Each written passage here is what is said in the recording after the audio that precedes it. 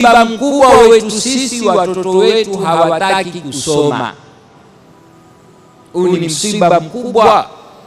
Watu watakawalie waangushe vilio kwa sababu ya watoto wetu hawataki kusoma.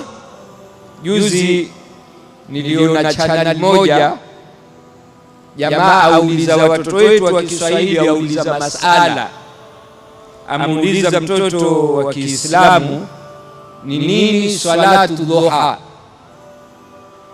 Ni nini salatu dhuha? Swala gani salatu dhuha? Akamwambia hiyo aya sijaitwali.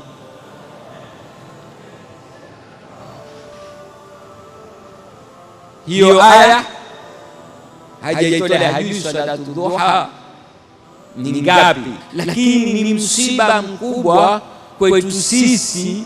Mwanzo watoto wetu hawataki kusoma dini. Dunia sawa, wa mahsana dina wa dunia idha jtama, someni dunia, lakini na dini imepotea.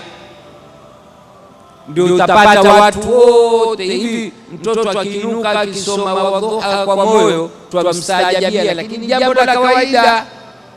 Kuna kitabu kilitungwa cha tarikh, ilikuwa watu miaka 14 hafidhu al-Qur'an al-Karim, ulida bitarim wa hafidhu al-Qur'an al-Karim. Ile Qur'ani kuhifadhiwa wakati wa zamani ilikuwa kama matezo tu. Mtoto akaenda chuoni, akirudi Qur'ani imehifadhiwa. Lakini sasa hakuna chochote, Qur'ani imepotea, hakuna watu wa kuhifadhi.